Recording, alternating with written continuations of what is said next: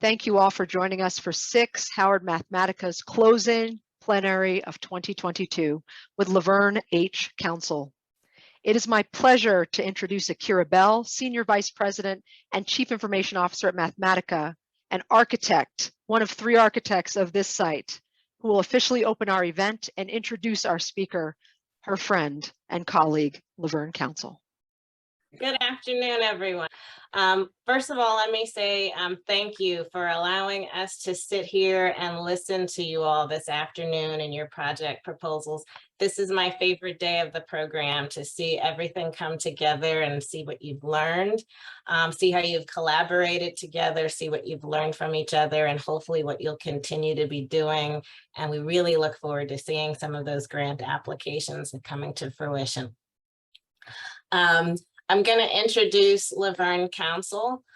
She is many things, but she is also someone I look up to very much. She is a powerhouse of inspiration, and I know you will find her to be so as well. But she's also got a phenomenal story, both personally and professionally. LaVerne began her career as an entrepreneur over 30 years ago. She's globally recognized as a transformational leader who focuses on people over product, and my favorite, outcome over activity. She is a global operations and an information technology strategist and change agent, and her experience as a global executive provides her a unique perspective as an influencer, advisor, and a coach. She's a founder of the Chief Executive Officer, and founder and Chief Executive Officer of Emerald One, a member of the board of directors of Thomson Reuters, ConMed, Concentrix, and with us at Mathematica, as well as Girl Up and the host of the podcast Brilliant in 20. LaVerne's work as a global executive leader with organizations like Grant Thornton, Johnson & Johnson, Dell Inc., and Ernst & Young LLC give her a unique perspective on the opportunities and challenges faced both by CXO executives and their employees. In her role as the Assistant Secretary for the Office of Information and Technology and Chief Information Officer of the Department of Veteran Affairs, LaVerne not only created the tech strategy, investment, and implementation for the largest civilian agency in the federal government, she transformed the executive leadership team to the most culturally diverse in the federal government. LaVerne focuses on the health of an organization, the cohesion of a team, and the strength of the individual, weaving the professional path with the personal development. A volunteer since the age of 5, LaVerne advises leaders and teams on servant leadership, spotlighting the unique gifts of each person and brings to that each person brings to the team, and using oneself to improve the lives of others. And she really embodies servant leadership. She gives of her time, she coaches, she mentors, she does all the things that you would hope someone else would reach back and help out and take your call and advise and listen. So with that, I'm going to hand over to LaVerne. Thank you, Akira. It's a pleasure to be here with everyone. I'm going to say a little bit about Akira and how she snuck me into this. It's hard for me to speak when people aren't in the room. I'm a natural introvert, but I do much better when I'm live with people, or I'll do a Zoom as a fireside chat. And so when she said, well, Paul can't make it, LaVerne, would you be happy? And she knows I'll nerd out around some data. So I was like, yeah. Howard, oh yeah, I'll be there. And then she says, oh, it's not live. I was like, oh my gosh, on a Friday afternoon, who wants to hear a talking head floating around on a Friday afternoon? I don't even like to hear myself talk that much. So I appreciate the fact that you guys are here. Nanette said she would give me some people to look at. So I appreciate you people that are in camera. It helps me. Andrea, I'm keeping an eye on you because she has a very pleasing face, and it tells me something when she likes it. And Susanna, thank you, as well as Natera. And she's also keeping me going. So that's what I can see at the top. So I appreciate you guys. I've never been one of these people that feel like people just have to listen to me, or why would they? Yeah, and I always remind people, I'm just a girl from Northwest Indiana that did what she wanted to do and continues to do that, even against the odds. So we'll talk about that in a minute. But before I get to that point, congratulations to all of you. I actually was listening to every single presentation. I learned a lot about where you are, what your interests are, why you're doing what you're doing, how you worked with each other, which is not necessarily the easiest thing to do virtually. When I was a programmer analyst in JCL and assembler back in the day, and COBOL, you guys don't know nothing about that stuff, but you had to understand how much CPU you were going to use before you could even do a program. And it's been wonderful to be a part of technology over the last 20, 25 years and see where we've gotten with computing power and the ability to look at data the way we look at it. It's even more important now that people like yourselves that are searching for wisdom, because that's how I thought about you, who are folks that really want to understand through knowledge, through application, what really is the outcome and what really is the meaning at a time when people don't trust facts because facts aren't facts. It's important that you use your mind and brain and insight to drive wisdom, where right now I really question sometimes, are we where we need to be as far as that's concerned? So I'll talk about that in a moment. But before I get to that, I want to thank Howard University on behalf of Mathematica. I'm an independent director of Mathematica, sit on their board. I was their first non-academic sitting on Mathematica's board, which was sort of interesting for me because it was like, well, they didn't go at that the way I would have went at it. So that in itself breeds a whole different level of understanding. So I am so excited, however, as Howard University, Mecca, the HBCU doing this thing and really hosting this event with Mathematica. I'm very proud to be a board member at Mathematica, and I want to thank Howard's president, Dr. Wayne Frederick, and the provost and chief academic officer, Dr. Anthony Wuta, I get these names right, for supporting this effort. Calvin Hadley, senior advisor for strategic initiatives in the office of the president, Dr. Dana Williams, dean of the graduate school, Professor Terry Adams, who I had a chance to talk with just briefly, and Professor Nicole Jenkins and Professor Amy Kwakume. I know I got that right, for being supporters and making this happen and giving you guys an environment where you could be safe.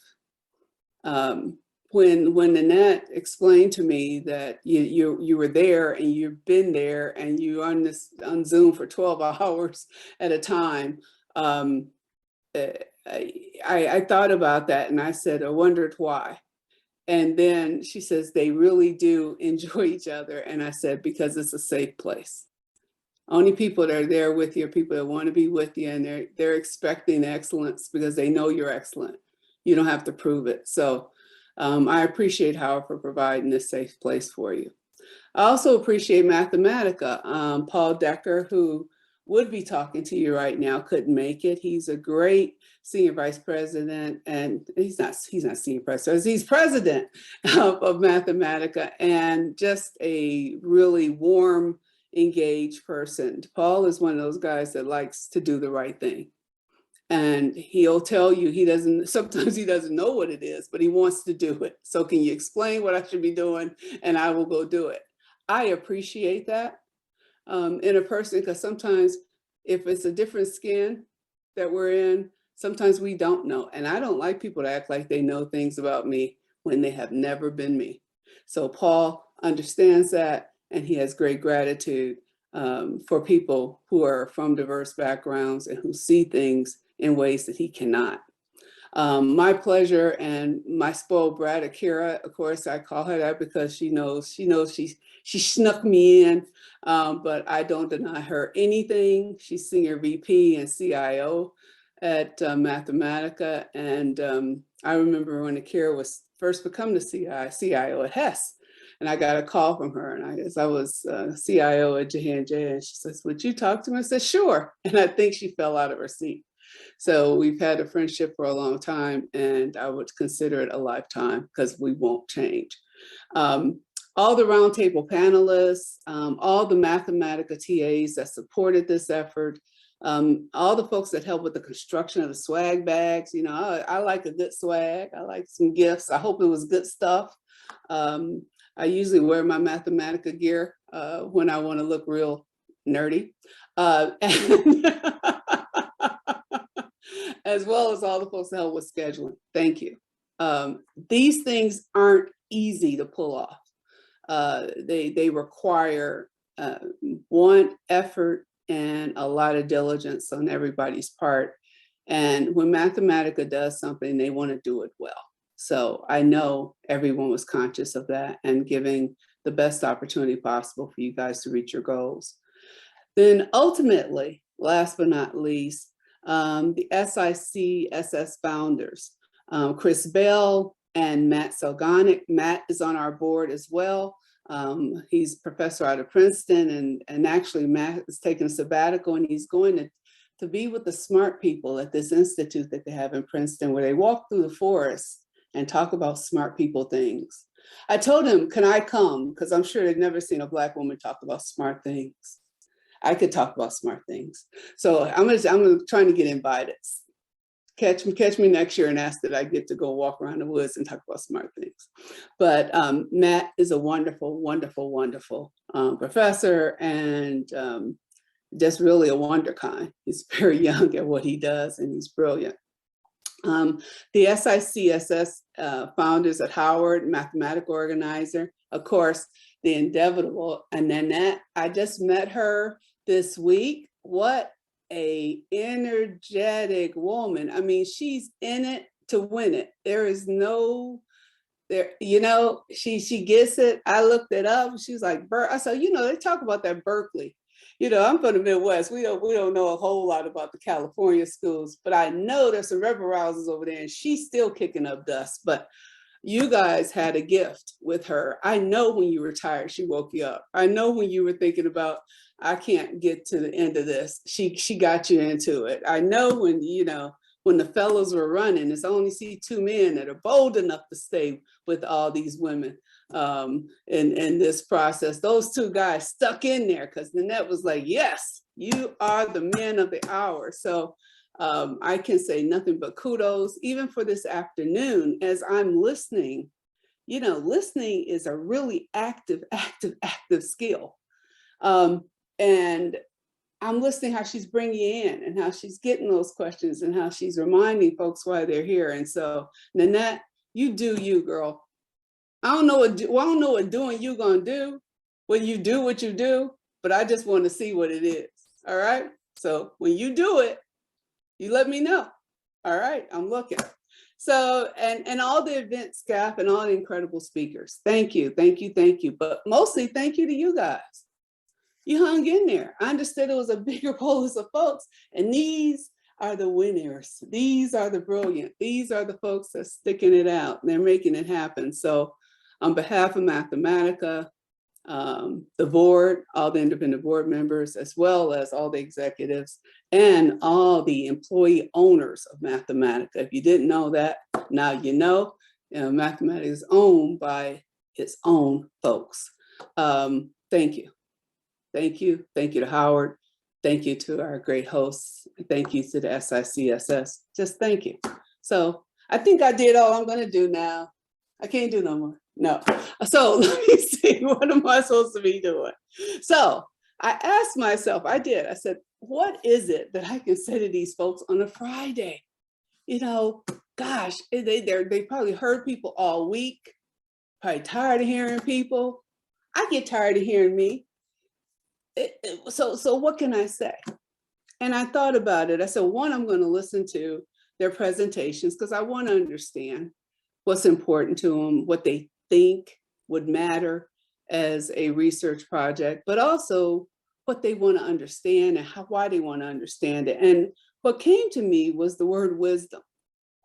And I said, well, see, these people are searching for wisdom. And you might say wisdom, and I think so. So I looked it up. I said, let me see if I got this right. Let me look at the definition. So I look at the Oxford Dictionary, still exists. And they had defined wisdom as the quality of having experience, knowledge, and good judgment. The quality of being wise, the soundness of an action or decision with regard to the application of experience, knowledge, and good judgment. Develops with specific society or period. So then I said, okay, I think that's what they're doing. They're trying to figure things out by asking the right questions, thinking about the environment that the situation's in, what could drive it the way they're driving it, and then what really is happening here and how people really are feeling and how things really are happening. Because if we don't understand how things really are happening, guess what? We fall for anything. The truth is the most important thing we could have. Here in the United States, you heard her mention the VA. I was part of President Obama's cabinet for a minute, and it was quite enlightening doing that, because I had vowed never to step foot into the federal government, and I'm glad I did. But I also realized things changed in a twinkling of an eye. And this week, we had someone that is 25 years old who decided to do what I value more than anything, which is tell the truth. You guys are seekers of the truth. People that use data and facts and understand the factual leaning of what data says and why it says what it says are the people, they're my people. They're the people that keep us grounded in reality of why a policy is not a good policy, or a bit of machine learning and AI is biased and not fair, or will this new program really help the child it was meant to help?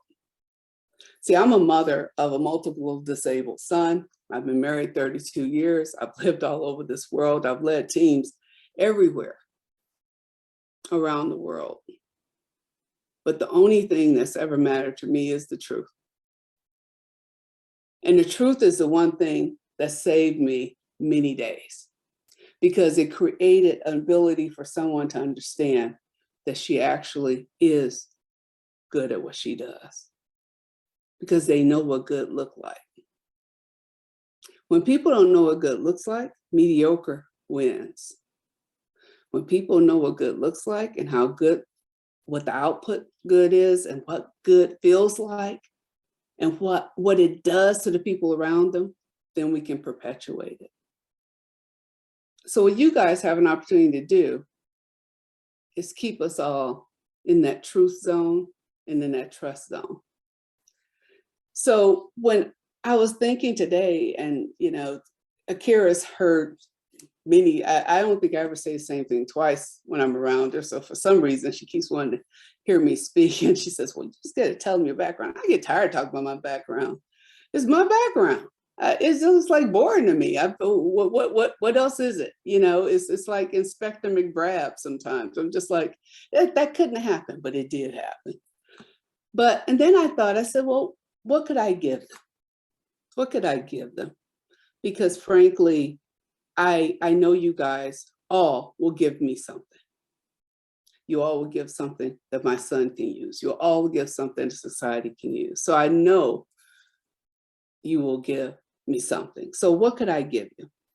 Well, I'm CEO of a 100% woman-owned company. It's called Emerald One. And we have a trademark process. It's called the Elements of Brilliance.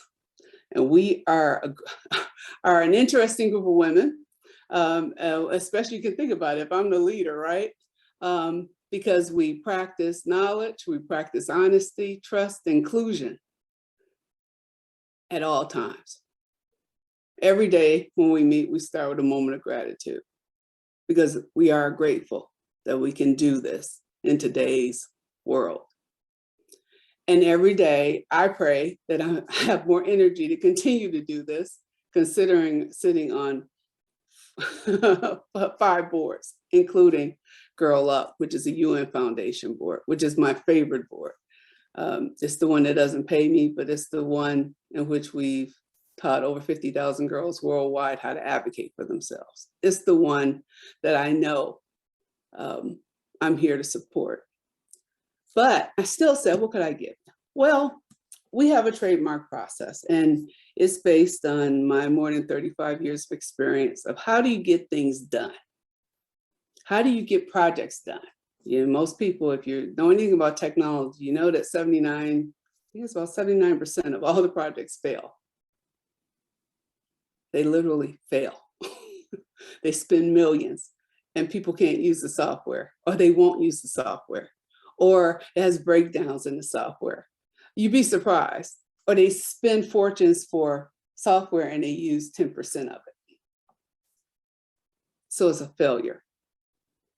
And so over the time, I started understanding what worked and what didn't, and what was a requirement, and what were those things that were going to make projects, and frankly, me and my team successful. And it came down to 5 things. So I'm going to quickly share those 5 with you and tell you why they work. The first one is leadership. Most people practice tasking. They're taskers. They can give you a task. I can tell you what to go do. But when it comes to leading, when you can paint the vision for someone else and say, this is where we should go, can you see it? And you can tell them and give them the resources that they could figure out the path how to get there. But you didn't tell them how to get there. You let them use their faculties, their mind. You gave them resources, you gave them time. That's leadership. When you have leadership, you can do anything. But you can't where there's an abdication of leadership. You can't when the leader doesn't want to talk about the project, because they talk about the project, they're going to have to answer to someone. You can't when the leader won't say that's not the right person for that project. I need someone else, because they don't want to hurt somebody's feelings, or, you know, so-and-so's a good guy, so he can stay on it even though he's not carrying his weight, or she's not carrying her weight. That's not leadership. For anything to be successful, any project to move, there has to be someone with courage, and there has to be someone that's willing to step behind their team so that team can move forward. So that's really the first part of the element, leadership. We actually at Emerald One ask people to sign a manifesto. Now, the first time I asked a leader to sign a manifesto, they got a little scared. So it felt sort of Unabomber-ish to them. They didn't understand what I was getting them doing. They thought I was trying to brainwash them a little bit. But I wanted them to understand, one, how if we were going to work with you, you better be real and serious about what we're doing here, because we really pick who we work with. And I only pick people I like, and I only do work I like. And so if we're going to help you, then you've got to step up and say, this is what I'm bringing to the table. I'm going to do this.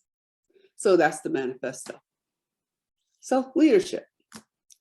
Second one is cultural awareness. And Akira has heard me speak about this. People always talk about the culture they want, not the culture they have. What I'm talking about is awareness of the culture you have, the environment you're working in, the environment you're learning in, the home you're staying in.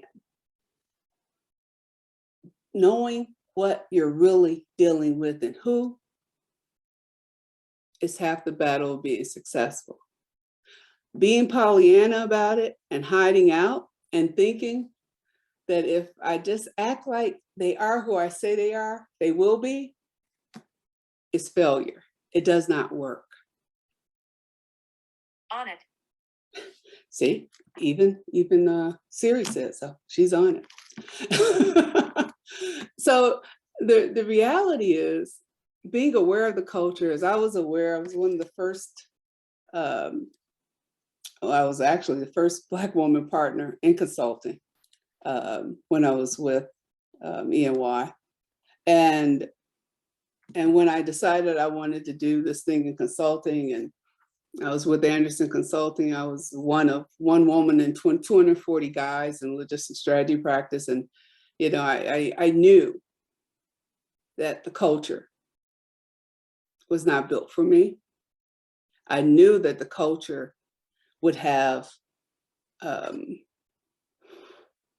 inability to digest me. And I knew if I wanted to be well in myself, I had to maintain who I was while I still worked within that culture to be successful. But I was aware. I was real aware of what it was. And I was real aware of what was important and how I could navigate and work within it.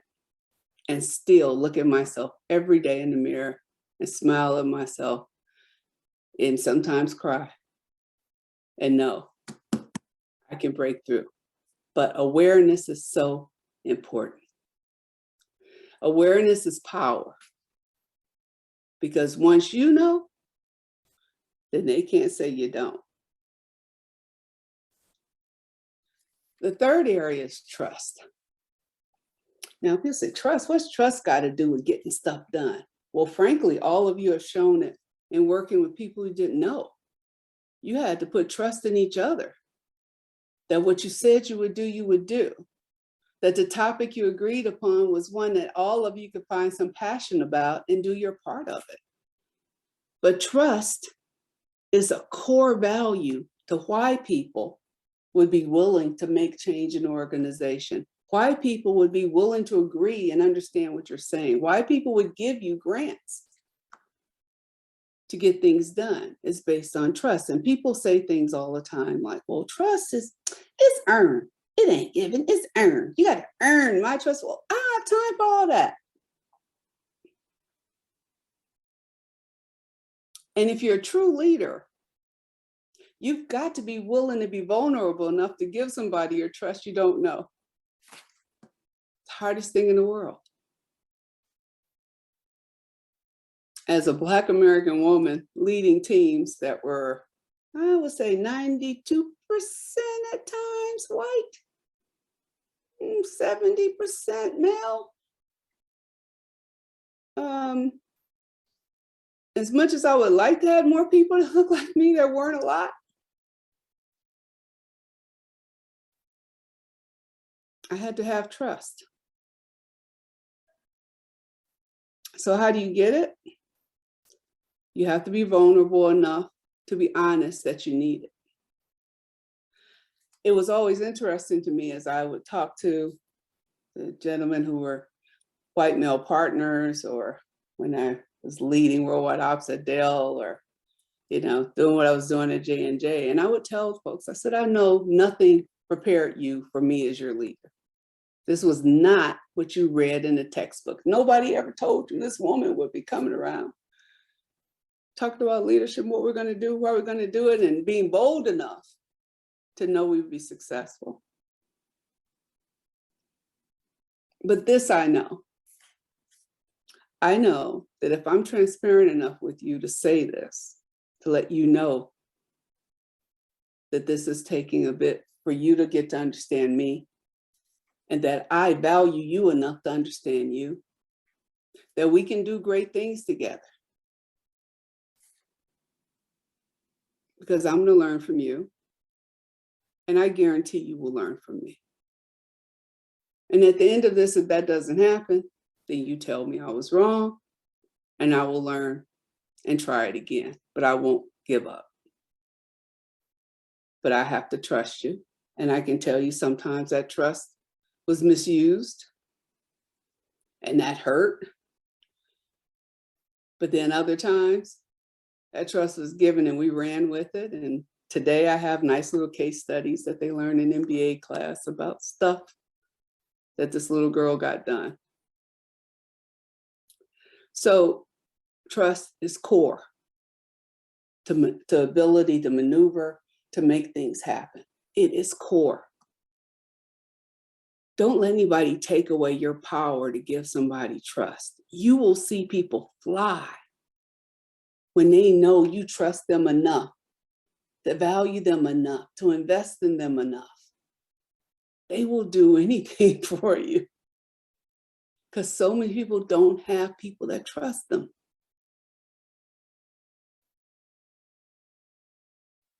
The fourth area is what I call value maximization. And what it is whatever I intend to do, I intend to do it.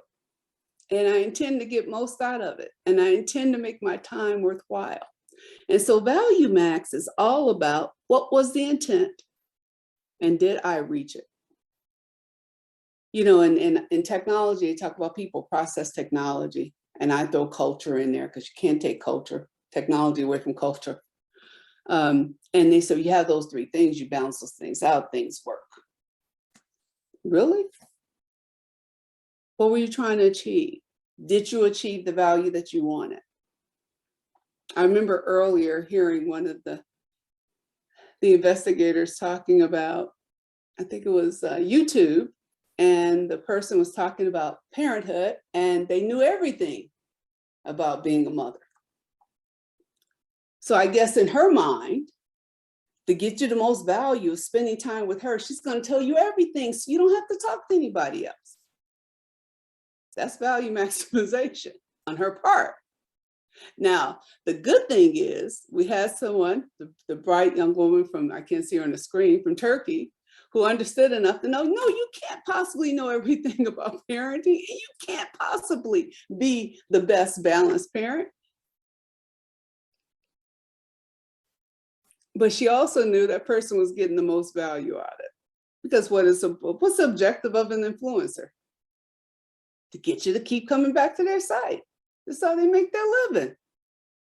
And that's the part I really don't get. I don't know how anybody can trust an influencer when they know they're getting paid to influence. See, I'm old school. So if you know somebody getting paid to influence you on something, but people will go have surgery based on what somebody influencer said, because the influencer said, I don't get it. That's a whole level of trust I can't even give you. I know you're getting paid to influence me, but I'm going to trust you enough that I'm going to listen to you. I'm going to make life decisions based on you. Now that's some craziness needs to stop. So next time you guys run a symposium, run one on that. Why is it that people will listen to people they don't know who are getting paid to tell them whatever they're telling them? I don't know the answer to that. I'm looking at smart people like you to explain that to me so it can stop. Please, it's ridiculous. Now, you might say, now, she's just a hot mess. I am. And the truth of it is, you know, I ride a Peloton. You know, the Peloton bike, I've been riding it since 2014. And, you know, they have all the riders and the coaches and everybody. And you know, you trust them that they know what they're talking about. And, you know, they lead you through it. But then something starts to happen. They start trying to philosophize exercise. And I just have a problem with somebody being 28 years old trying to tell my old behind what to do. Okay? Now you can tell me how to ride this bike, but you can't tell me much more than that. Just stick to your knitting. Okay? Ride the bike, leave the philosophizing to somebody else. That was just free. That was on the back of it. That wasn't one of my elements. But then my last element, this is the one you guys are going to really get. It's called time compression. Whatever time you thought it was going to take you to get something done, do it in a third of that time. I've always believed that waiting is wasting. And I always sort of did things well ahead of time that people thought I should do it. I was a young partner. I was the youngest officer in J&J's history, brought in from the outside. Yeah, it just, you know, and it was because somebody else had set a time level that said, well, this is the age you're supposed to be when you do this. And this is the age you're supposed to do when you do that. And this is well, I didn't read that book. I didn't read that book. And I've always maintained enough trust with the people that work with me to say things like, how long you need to get that done? And they'll say, oh, I need 6 months. And then I'll say, I'll give you 3 because I need it in 3 months. You can do 6. And guess what? Your solution is not going to be any better. And you all know this is true. Having more time does not make you have better outcomes. One of the groups showed that today. They got their data today and they presented it today. Like it wasn't nothing. They probably had thought about their frameworks, but they knew they had what they had.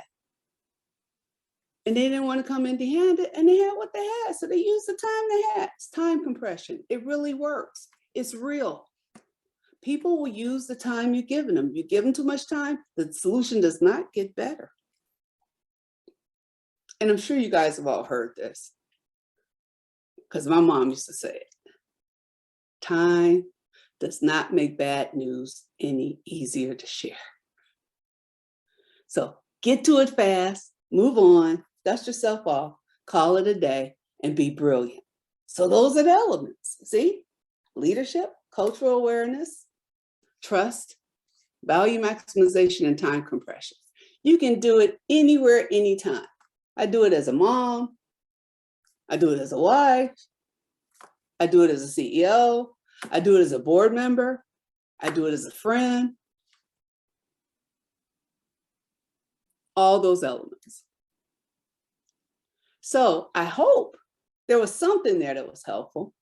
And it felt good to me because I didn't have to spend a whole lot of time talking about myself. So it feels better that way. And the one thing I will tell you too is the perspective of these elements really matter based on who I'm talking to. If I'm talking to a project team, if I'm talking to a senior leader, if I'm talking to a bunch of users of product, they each have a different perspective.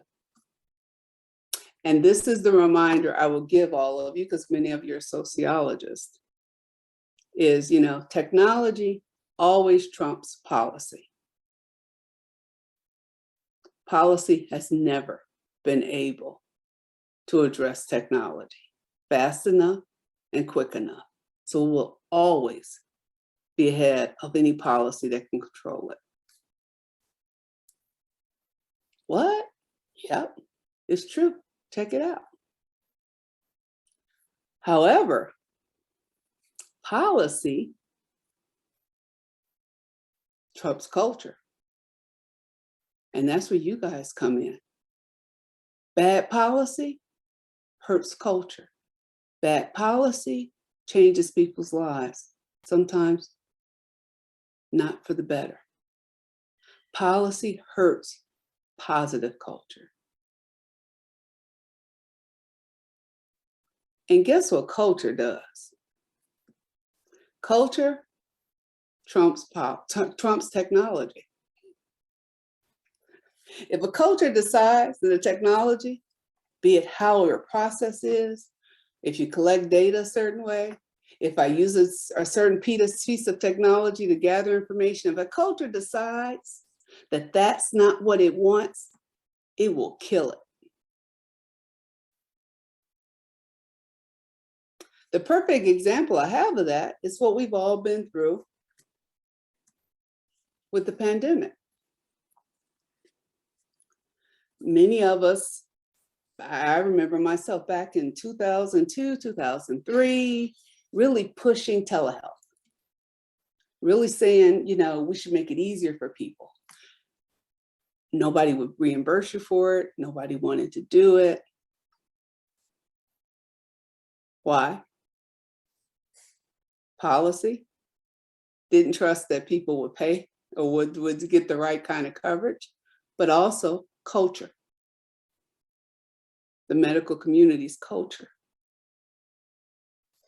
And the pandemic came. All of a sudden, digital behavior changed. The technology was always there, but the culture had to accept it for the first time. The interesting thing is a number of us talk about, well, what do you think is going to happen?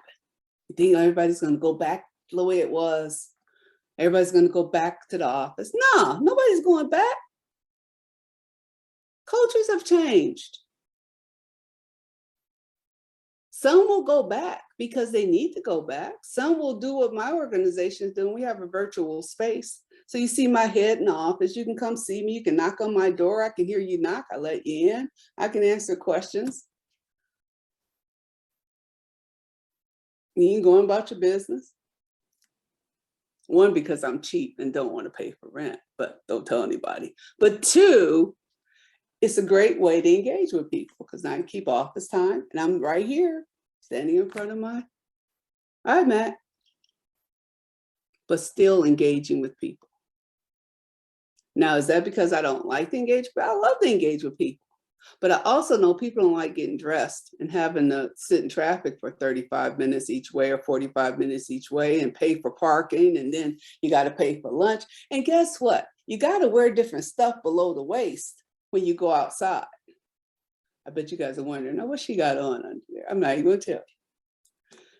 But it don't look like the top of me.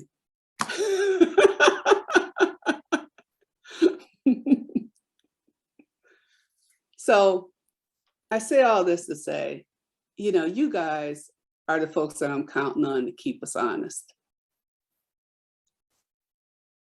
to make policy that matters, so the culture can matter, so that we have rights to be ourselves, but at the same time be respected in our own bodies and minds, and that we can make our own decisions about what we do with our own bodies.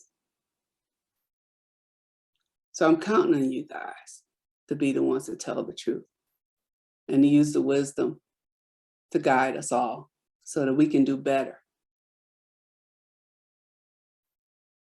You know, but many times I get asked, and, you know, I was putting diversity groups in place and all kinds of stuff, just trying, man, just trying. You know, when you're the first of something, you don't want to be the last. And I can tell you, sometimes it's really hard to see.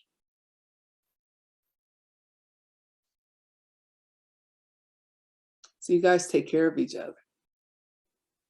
Keep trying for wisdom. But lead, know the culture you're standing in, build some trusted relationships, understand what you're playing for, know the value of it, and do it faster than you ever could before. And you'll always, always be ahead of the game. I appreciate you guys. And I appreciate you working with each other. I appreciate you being a part of this program. I appreciate your time listening to me this afternoon in a less than personal environment, but the one that we got, and we're making it work. And I hope I said something to tell you how important you are, the things that you do, how important they are, and the fact that there is nothing that's more important than the gifts that you have and how you apply them. And for that, I appreciate you so, so very much. And I'm going to turn it back over to Nanette. Thank you, thank you, thank you so much. I know how affected I am by everything that you said, and I can't begin to imagine how my colleagues are feeling. I'll squeeze in 3 questions before we open it up, but I have to tell you, you're giving me Oprah energy. So today our rooms were millionaire and billionaire Black women. And You got a TV. No, exactly. So when you said, I'm gonna give you a gift, I'm like looking under my chair, you know, and I wrote in the chat box, I'm like, gift, is she paying back my student loans? Like, you know, and I wrote in the chat box, y'all thought it. I was like, Akira. Hey, when I do get a chance to tell Joe though, he's gonna release some of those loans. He's gonna do it. He's gonna do it. $10,000. Tell him my name. Did you say $2,000? 10. He's gonna make a dent. Tell him my name. I'll tell him. Tell him my name. The personal loan. I'll give you my social security number. Give him my name. Okay. All right. So we're gonna jump straight into questions. Folks, get your hands up. So my first one, I want to dig in on boards because I think that's something that that we don't get to talk about a lot. You know, those of us who are academics in the space, but also people of color. And you and I have talked about this. I sit on 2 arts boards, one being the San Francisco Opera. And I would love to hear about what made you want to get involved in boards. How did you know the timing was right for that? You mentioned the Girl Up board is one you're very passionate about. And also, could you talk about the difference between the paid ones and the unpaid ones? Because this sister's getting recruited for all the unpaid ones. Yeah, So yeah, sure. Well, you know, it's interesting. So, yeah, everything I did in my life and career was to prepare me to be a COO. I love manufacturing. I love technology. I used to write algorithms for finite capacity scheduling, you know, just all the stuff and technology on top of that. And I looked up, and when it was time to become COO, guess what? All the manufacturing had moved offshore.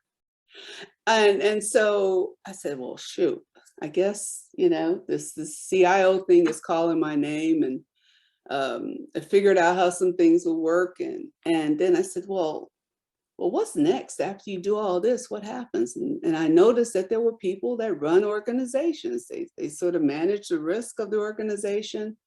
They help the leadership figure out how to make decisions that help them manage that risk. And those people were called board members. And I said, well, how do you get on one of those? Well, one of the first things I think Akira mentioned, I've been a volunteer since I was 5, was I worked at the March of Dimes. My mother led the Mother's March in the neighborhood March of Dimes. My aunt had polio. And back in the day, you would get a cardboard and you had to fill it up with dimes, and then they would collect them all and ship them in. And, you know, it would help kids with polio, it helped kids with disabilities. And of course, now the March of Dimes is all about maternal health and children's health.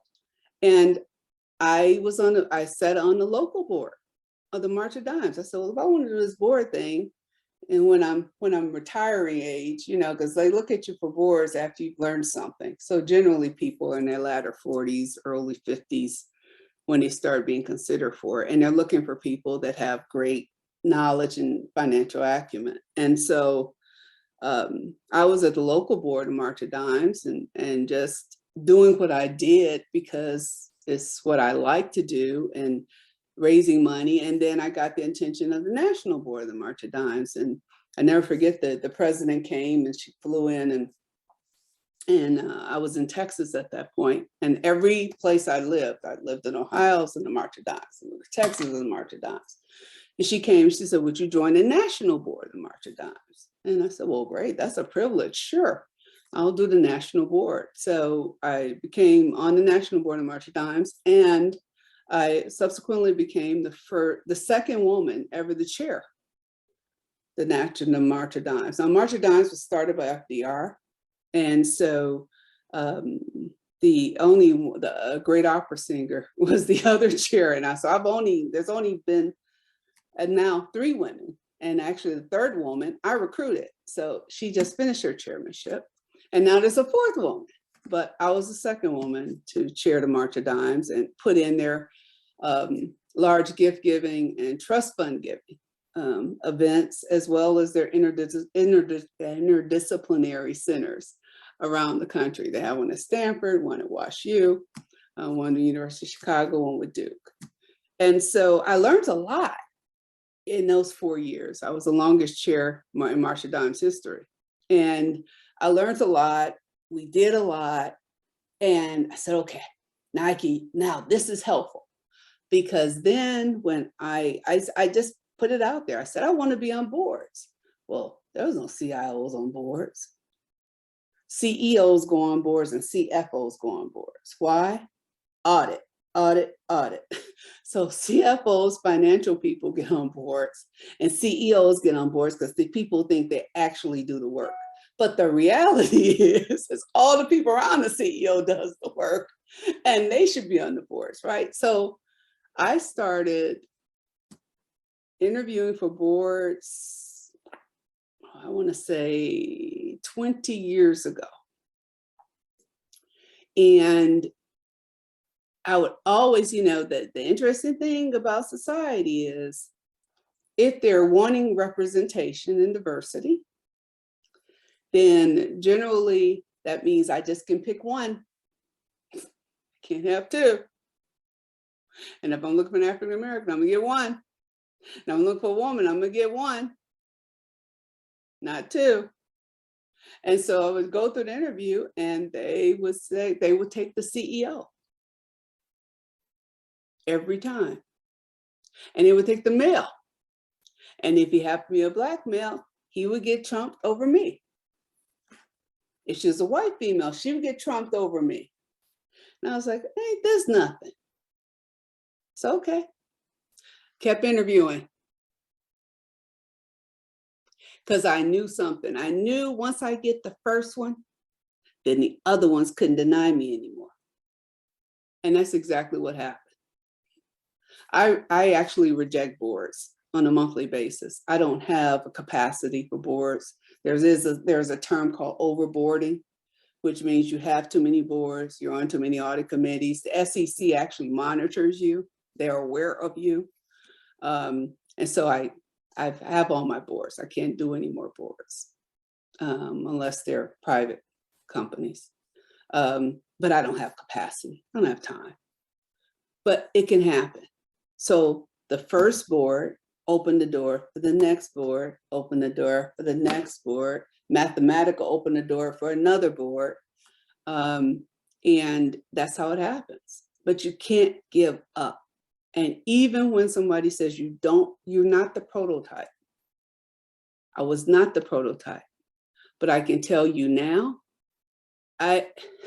the person that I am and knowing what I know about security, and I maintain a top secret confidential clearance to this day. Every single board I'm on, they want me on their risk committee, they want me on their compensation committee, and they want me on their audit committee. And they don't even know how they would get by without having someone with my background sitting on those committees. 10 years ago, they didn't know. Now I can tell you, if you have an understanding of data, you got an understanding of security, you got an understanding of people systems and how things get done, and you can talk about that on a global basis, you can be on a corporate board. Don't let anybody tell you different. And by the way, they do pay well. I just wrote it in the chat box that I am claiming paid boards. I'm That's putting it. it out there. I'm claiming it. You can do it. No And, doubt about it. I You can do it. have a geeky question for you. We're going to head on over into your CIO hat, and you're Yeah. making me realize that I need to figure out how to reinstate my security clearance. I'm pretty sure it lapsed, but that's an important thing to remember. Thank It you. is. It is. So I'm wondering, do you find, because you know I study privacy, cybersecurity, and surveillance. So Mhm. what are the greatest threats to personal privacy and company, organization, and country level cybersecurity in our country and around the world? Small question. Oh yeah, because all our data is already are compromised, right? Yeah. You know that, right? Everybody knows everything about you already. So if you think you got some privacy, you don't have no privacy. And the biggest issue is social engineering, in my mind. The ability to make people believe things that aren't true, the ability to drive people to make decisions against untruths because intelligence and their ability to manipulate the news and the information enough that people will believe things that aren't true. They'll believe manipulated video. They'll believe messaging that's not true. They'll believe things that they're saying that's not true. It's one of the biggest issues to security, especially for this country. But especially as you look at the Ukraine and what's happening with Russia, and you can't even get agreement on what's happening with the war, because it depends on whose news feed you're reading. When I had a chance to join the board of Thomson Reuters, that was a decision on my part.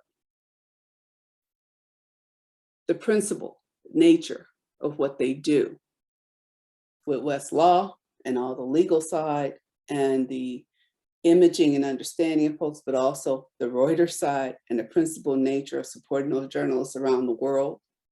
And the facts are the facts. matter. So it's not just about joining boards, it's about getting on boards in which you know they have the values that you want to perpetuate as well. But I think that's the biggest issue. I think it is the social engineering. I think it is the manipulation of mind, especially of young minds.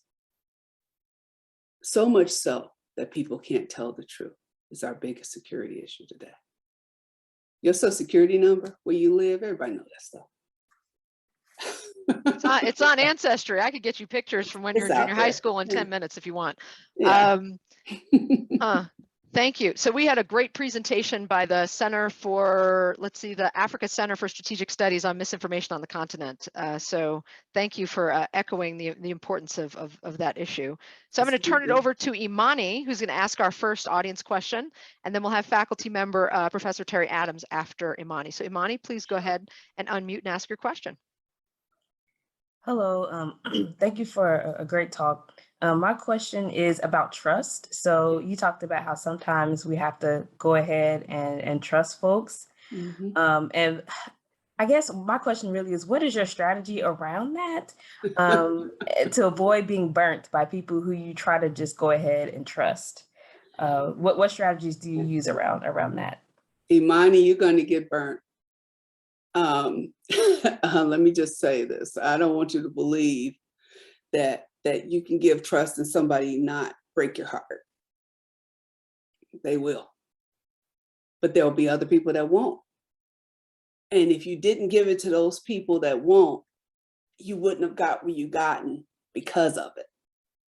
I can remember just being just so upset, especially as an African-American woman. Sometimes the folks that really hurt my heart were my own folks. And you know, I would come home and I would tell my husband what happened. I said, "Can you believe that?" He says, "Yeah, that's why I don't do it. You know, I don't do it. I ain't giving nobody no job. I ain't doing all that. You know, I don't know why you put yourself out like that, blah, blah, blah, blah." I said, because if I don't do it, somebody else that needed me to trust them won't get the benefit. I can't become jaded. I can't become disillusioned. But man, this hurts. So, you know, it's a bet. It's a bet. One of my business partners, she always likes to say that, you know, she's not trusting because she's from Maine. And I said, no, you're not trusting because you're just not trusting. Okay? You're not trusting because you're a cynic. You're not trusting because you was raised not to trust people. But once she's one of these people, once she trusts you, she'll take a bullet for you. But it's take a minute, right? It's going to take a minute. I tell you that at the end of the day, when you have to rely on others to be able to do the things that you have to do, especially as a leader, you just start to understand. You start to understand the characteristics of folks. Frankly, nah, you shouldn't trust them. And you start to understand the characteristics of people that have never had anybody to trust them. And you just say, you know what? I've got to make a bet. And I've got to make a bet that they're better angels. Will keep them from doing the wrong thing, saying the wrong thing, or trying to cover up something because it didn't work out, so it's somebody else's fault, or all those things that come into it. Because frankly, I always remember that people are who they are. And just because they come into a workplace or something doesn't mean what was at home didn't come in with them. They bring their stuff. They bring all their mess in with them. And so if they're one of those people that want to stab you before you can stab them because that's all they know, then you have to chalk it up to that. But if you don't do it, and if you never build that trust, you can never, ever, ever lead. Because nobody will trust you. Nobody. It is one of the hardest things being a woman, in a male-dominated environment and being a Black woman when you are truly the minority in what you're doing. Because if you don't trust, you're always going to be on the outside looking in, because they ain't trusting you at all. So you got to build it. You just got to build that muscle, and you got to build a resiliency. The dust to show it off. When somebody breaks your heart, it's like being in love. Just move on. And we're going to move on to our second to last question. Professor Terry Adams is going to join us. We've got about 4 minutes left, and I'll close out with a final question. Okay, first of all, thank you so much for joining this session. And you know, even though this is for the students, I really took a lot from what you shared today, and I really appreciate it. But I guess the question I have for you is, what do you enjoy most about being a leader? Oh man, you know, I have a competitive nature. I like winning. I like when we get things done that nobody said we could do. And when those quiet giants, those people that stuck with me and hung in there with me, and they start to see themselves winning, and then they're able to run.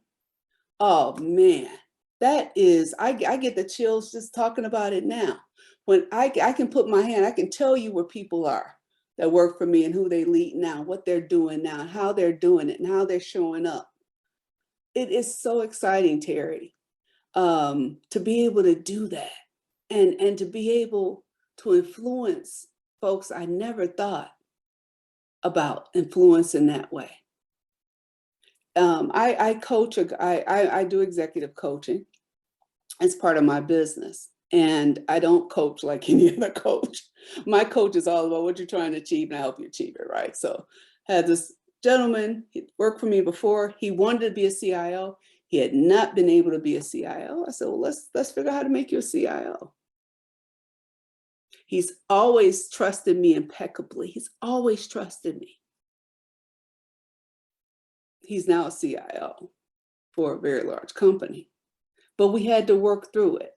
And the coolest thing was knowing him 20 years ago and seeing him now and knowing he built on everything he built on. Man, that's a good feeling. It's like, you know, it's like being a mom in a way, because you get to see your kids grow up and you hope that they learn from what you taught them and they become good people. That's what you hope. You hope when you bet on somebody and you brought them into the fold and they become a part of your team, and then they're able to go on their own, they're still good people. And they talk about the lessons and the things they did with you. That's a great feeling. That's what makes it all worth it.